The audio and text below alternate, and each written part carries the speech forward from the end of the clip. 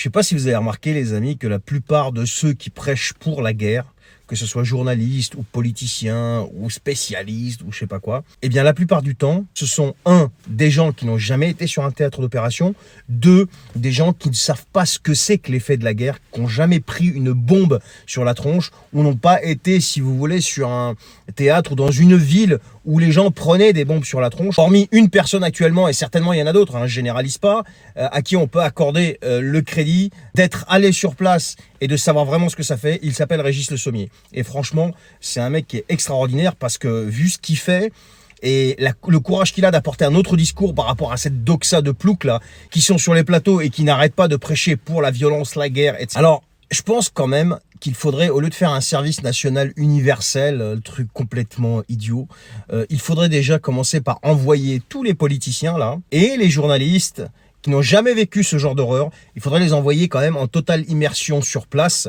par exemple en Ukraine actuellement, mais il y en a d'autres, des pays, il n'y a pas que l'Ukraine, il y a l'Arménie, il y a le Yémen, etc., la Palestine.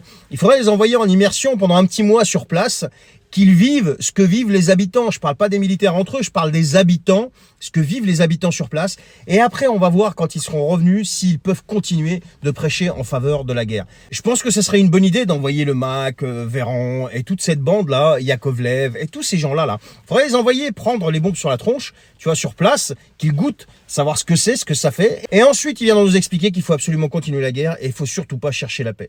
Même si en face, c'est Poutine ou je sais pas qui d'autre. Donc voilà, mesdames et messieurs, allez sur place, allez vivre ça pendant 15 jours, 3 semaines, un mois, et ensuite, venez nous faire la leçon et venez prêcher pour la guerre.